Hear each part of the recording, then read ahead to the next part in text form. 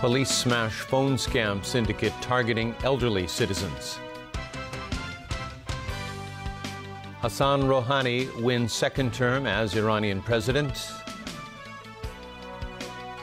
And Trump begins first foreign trip as U.S. leader, overshadowed by continuing problems at home.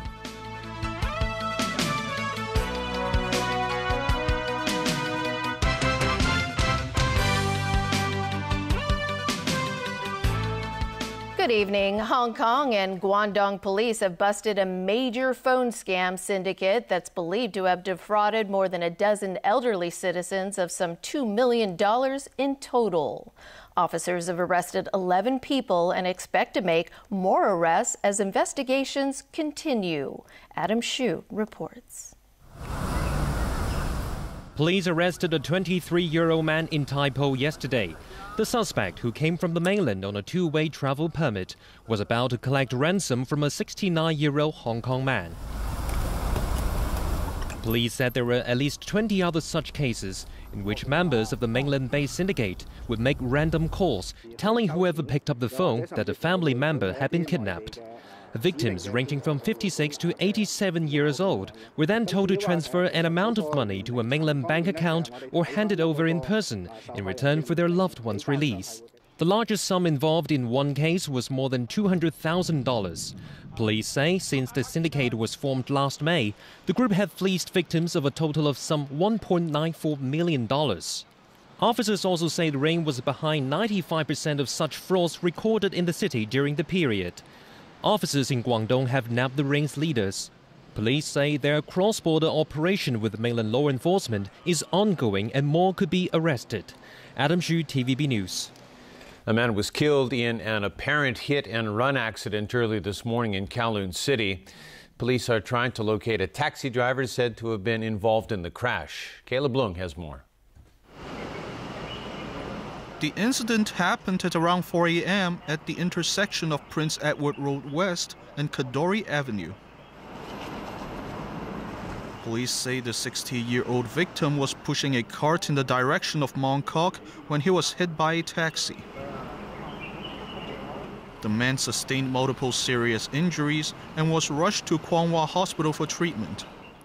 He was declared dead 30 minutes later. An initial investigation suggested the taxi driver got out of the vehicle after hitting the man, but shortly afterwards he got back inside the cab and drove away. According to the road traffic ordinance, any driver who leaves the scene of a serious accident without police approval is subject to a maximum 6-month jail term and a $10,000 fine. The police said the location is not an accident black spot.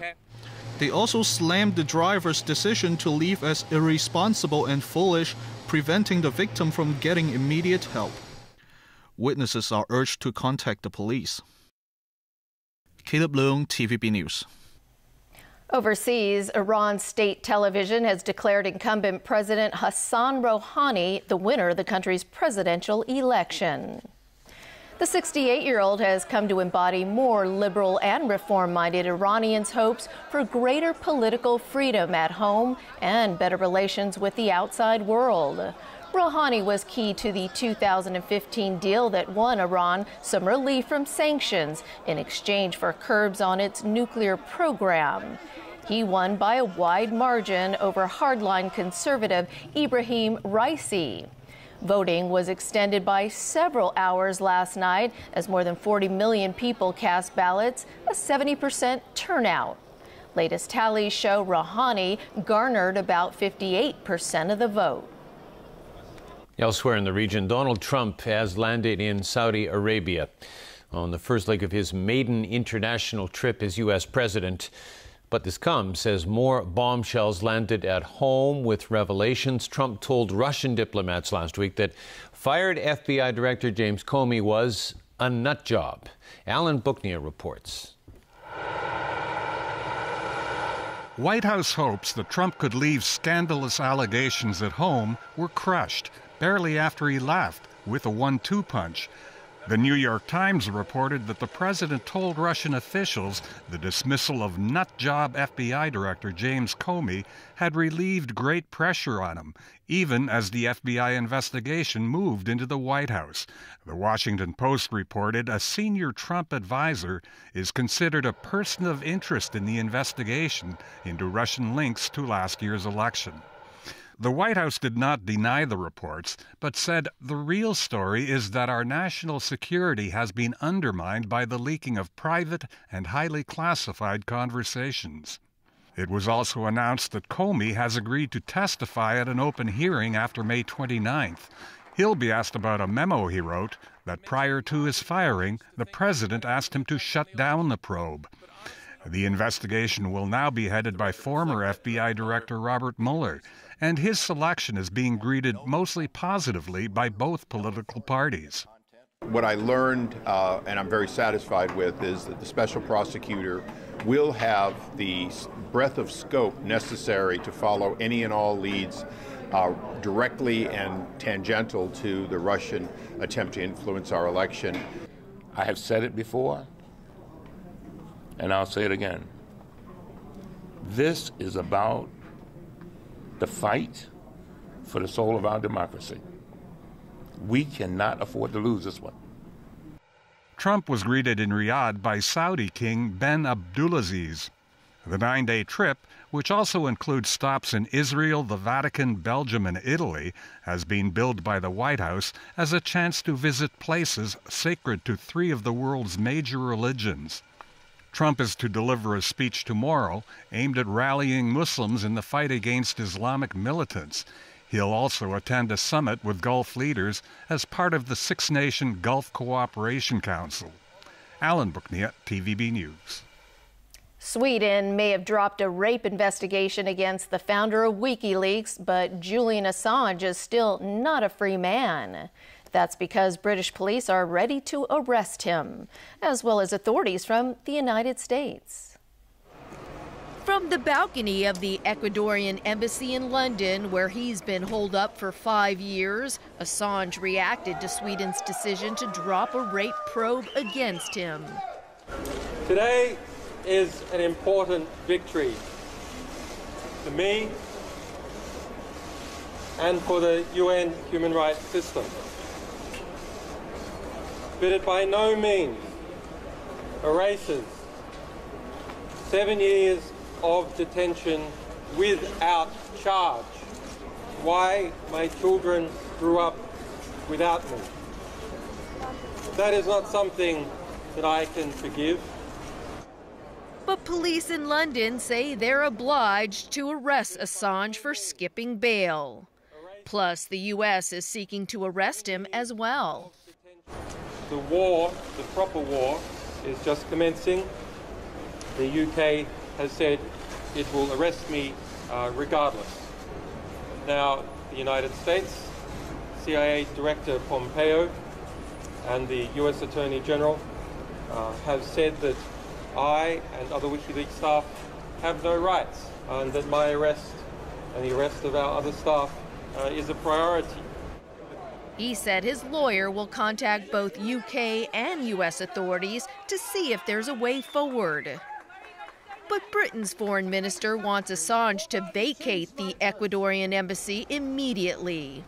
I simply hope that we can find a way forward that doesn't involve any more police looking after Mr. Assange and wasting everybody's time and money on invigilating him in any embassies in London.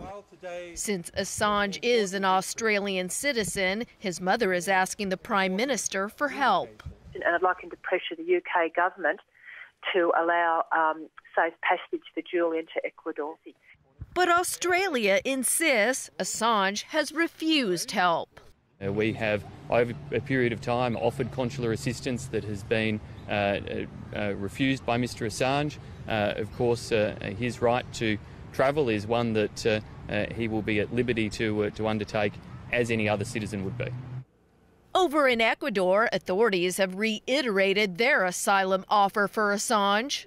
Al ciudadano australiano The country's foreign minister called on British authorities to grant Assange safe passage so he can enjoy his asylum in Ecuador. Meantime, a lawyer for one of the women who accused Assange of raping her expressed outrage.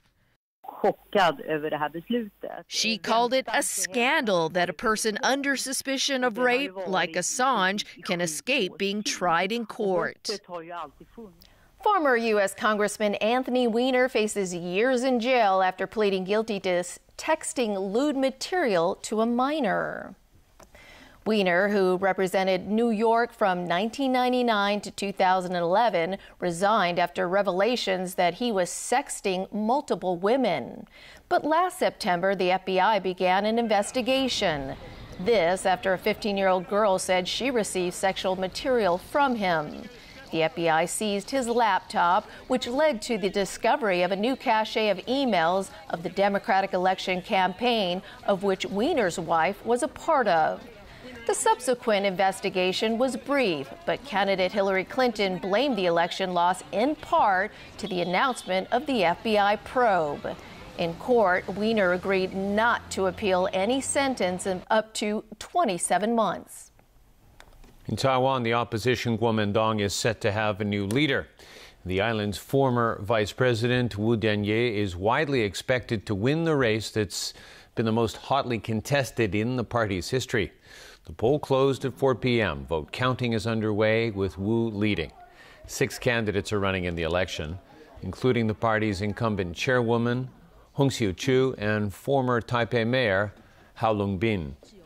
Some 470,000 party members are eligible to vote. If no single candidate secures half of the votes, a runoff poll will be held June 4th between the top 2 contestants. And coming up on our news, local cybersecurity expert warns of more attacks like the WannaCry malware attack. Cavs prove hot to handle in the NBA playoffs. And 13 lucky couples get hitched in the Chekong Temple.